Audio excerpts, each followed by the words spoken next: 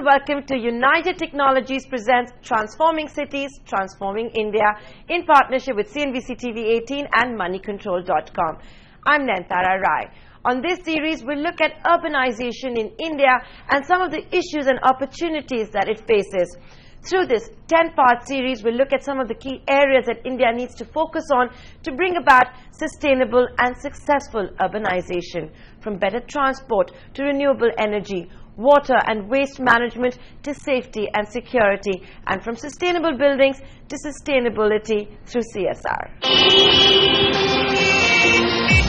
With 31% of its population residing in urban areas, India is at a point of transition where the pace of urbanization will rapidly speed up. But to what level can existing cities absorb this influx of people before they reach breaking point? By 2020, India's urban population will touch 590 million, or nearly twice that of the US, while Indian cities will generate close to 70% of the country's GDP. This means only one thing: India needs to make the best use of all the resources it has on hand to be ready for this urbanization boom, to avoid mistakes made earlier by other countries, and to leapfrog to a better future. On this episode, we take a look at a rising trend in urban centers, the construction of towers for residential, commercial and mixed use. We talk to Sushil Mantri, the chairman and managing director of Mantri Developers, who tells us why it's important for cities to have a master plan for 30 to 40 years, as well as Sudesh Bhelekar, the vice president MEP at Kohinoor Planet Constructions, who tells us why mixed-use development is the need of the hour. We also meet Sebi Joseph, the managing director of Otis Elevator Company India, who believes that very soon India will rival the developed countries in the number of tall towers. Plus, a special interaction with Rahul Kadri, the director at Kadri Consultants, who tells us why glass facades on buildings might not be the best way forward. With a plethora of builders taking claim to constructing the tallest building in India, we delve deeper to find out how the vertical growth of cities is integral for the urbanization of India.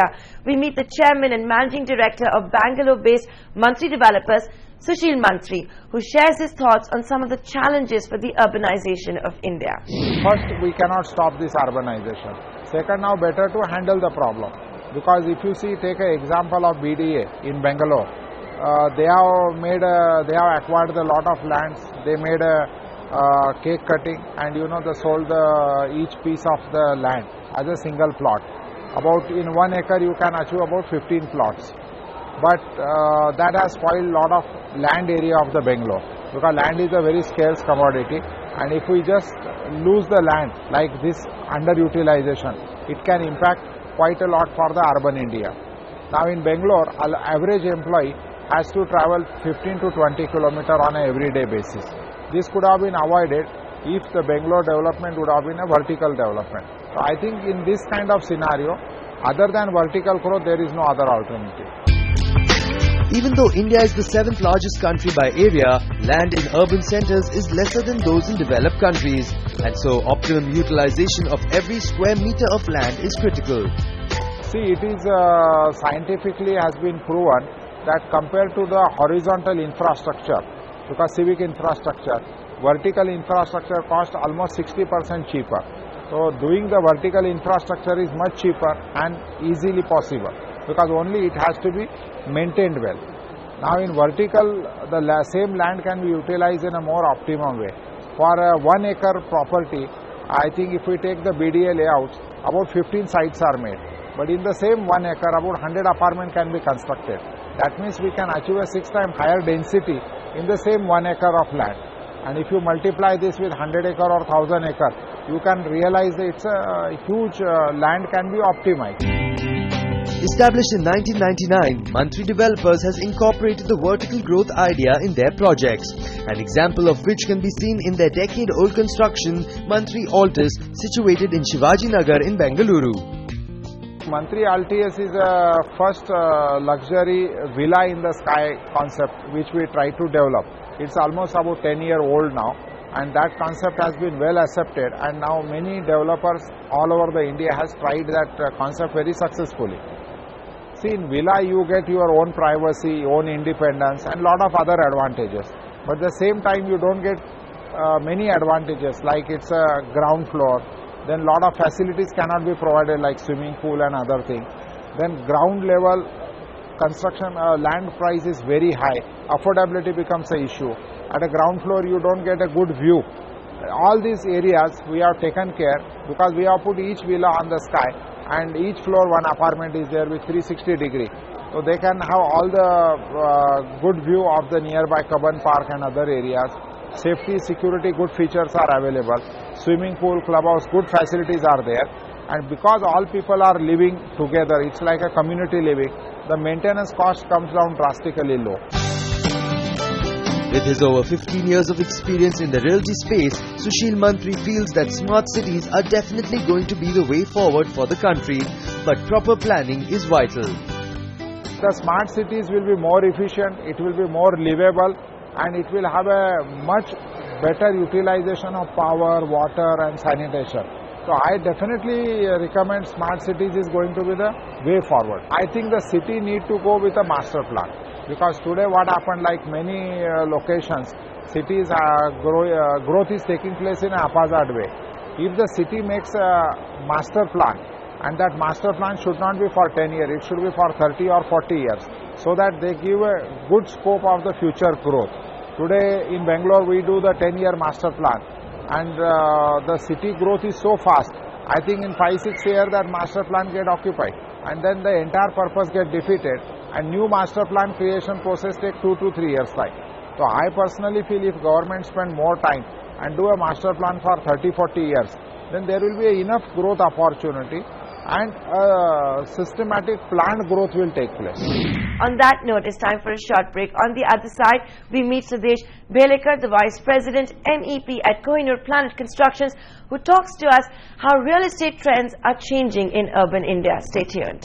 Vertical towers, the way we've been seeing a lot of them is steel and glass, and you're asking me whether that's appropriate or relevant. I, for one, believe it's a lazy way of doing things, okay? You can put anything inside and then you just wrap it up in this glass and it looks neat and clean. Because the material is such that it needs to be engineered perfectly. It just gives a neat look to the whole thing. But is it beautiful? I would say no. Is it appropriate? I would say no. Glass has a function for transparency. You want to use it for that. But in India, with the sun being the way it is, you need to shade the glass. So you need to make sure that direct sun doesn't hit the glass, because then the heat gain is too much. Otherwise, you're spending a lot more money on your air conditioning, your operating costs. So it's not smart at all. It's pretty stupid to use only glass.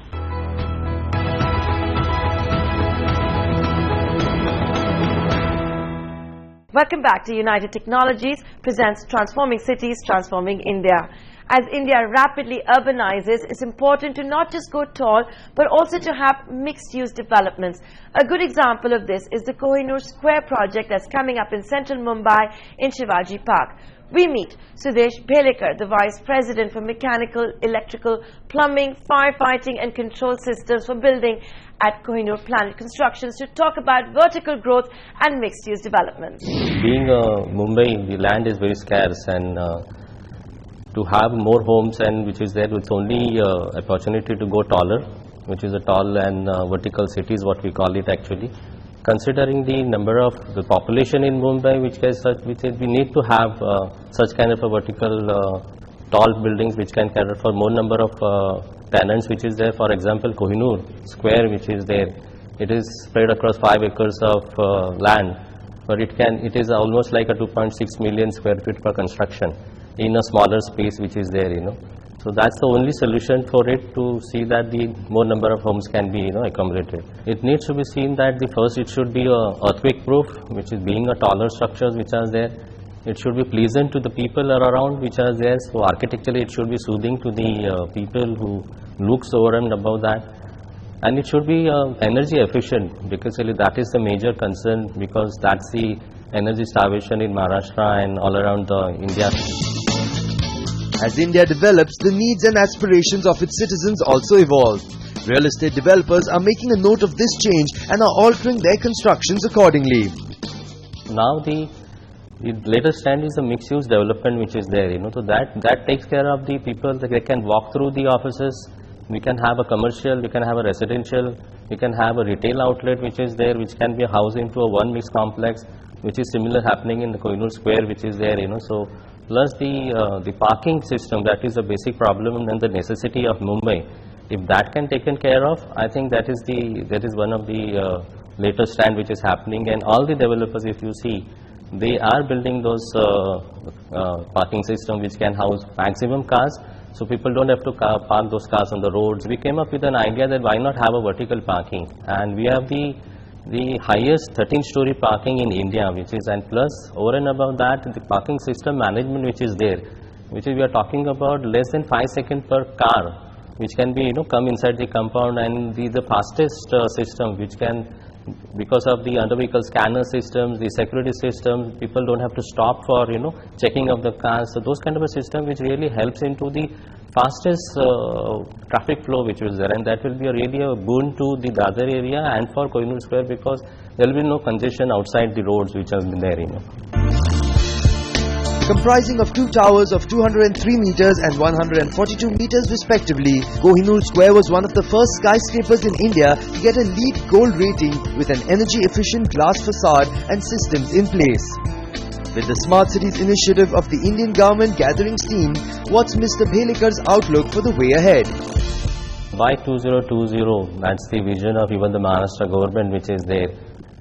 All around Mumbai, it's not only the Kulaba area or the downtown area which is there, even the interior of the Mumbai, all over the places, there are going to be a good amount of residential complexes coming up, and so this is going to really have a decongestion happening in Mumbai which is there, and that will definitely help into the traffic management system. The infrastructure is going to increase, so that will really help into the the economy and the growth of Mumbai. On that note, it's time for another break. On the other side, CNBC TV 18 Sumit Lakotia is in conversation with Otis Elevator India's Managing Director Sebi Joseph about the cost-benefit ratio and energy efficiency of India's new constructions. We'll be right back. I think in Maharashtra itself, there's going to be 30 million people moving into cities in the next couple of decades, and where are they going to go? But if you do the calculation, at a density of 10,000 people per square kilometer, you actually don't need any more land. You already have enough land, and 3% of the land mass is all you need to accommodate everybody at a 10,000 density. So then it's only a question of planning and using the existing land well, and letting the remaining lands be forests for agriculture, let our rivers be, let everything else be. And this has been demonstrated again and again and again in country after country after country, and most recently Singapore, which has 30% of its land mass, it's very, very small, 30% of its land mass is green. And they've gone tall where they need to go tall.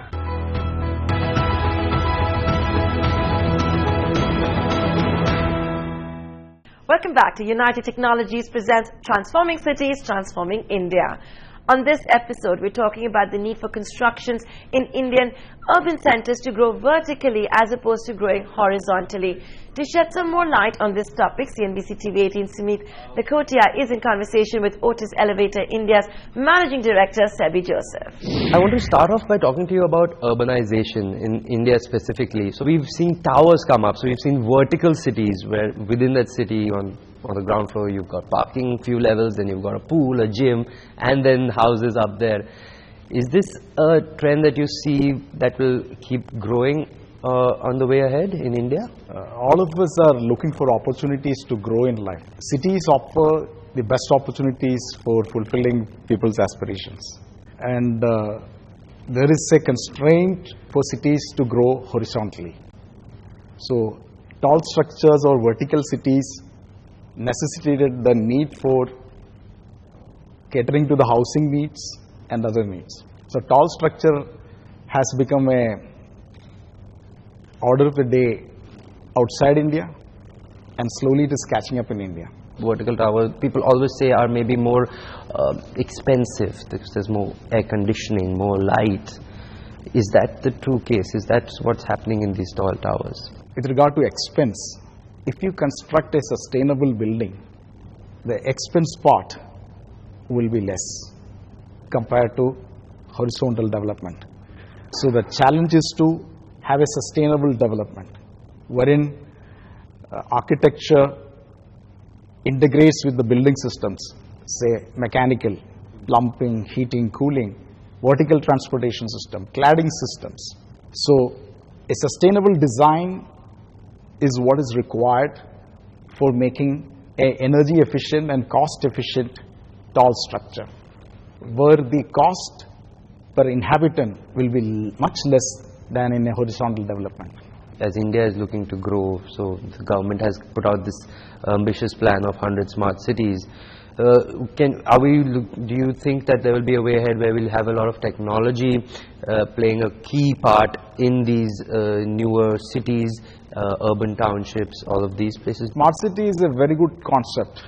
Smart cities are going to happen in tier 2, tier 3 cities in India. Of course, this is going to help grow infrastructure in those cities, as well as tall structures will be very, very important to the development of smart cities. Of course, government has to move a lot in this direction and to initiate a lot of changes. One is in speeding up the clearances. Right now we have about 56 clearances, I believe. So we need to speed up the clearances required for the builders to come. Technology should be available. The smart cities, the crucial thing for the success is the high technology, which is important for construction, which should be available. Also, FSI has to be increased. Right now, from 2.5 we can scale up to 4 against 20 of New York and Tokyo. So we have a long runway. Increase in FSI is very important for growth of vertical expansion. Plus, very important, another important thing is the sustainability. Government should improve infrastructure, say water, power. Also, promotion of mixed structure, parks, underground parking systems, etc. Sebi, a very important part of a tower is the elevators, because eventually now they are the lifeline. I need to move from ground floor to the 50th floor and back down, and I can't be waiting 20 minutes. I'd like your inputs on the new technology that is being implemented in elevators that is also helping things become, reducing costs, becoming more environmentally friendly. Vertical transportation is a very important aspect in designing a tall structure. There are a couple of innovations which happen in the industry. You talked about waiting time. You don't want to wait till hours to go up to the 50th floor. You don't want to walk up. There is a technology called destination dispatch system, wherein real-time traffic flow is measured and waiting time as well as travel time is controlled and monitored to improve the efficiency of elevatoring. There are green elevators. We talked about sustainability earlier. So there are green elevators wherein there is no lubrication required for the parts. Also, flat belts, polyurethane flat belts are used against the conventional steel ropes. Okay.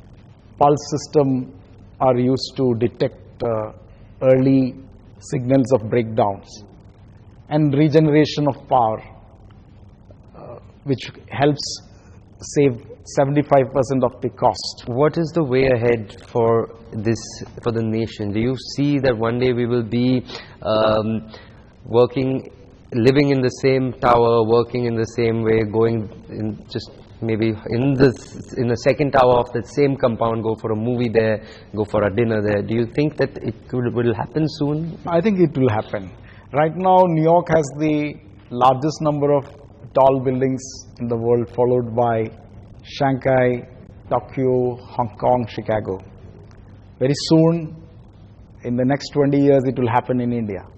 There is a concept of vertical cities where an integrated development of residences, movies we talked about, retail, hotel happening outside the country.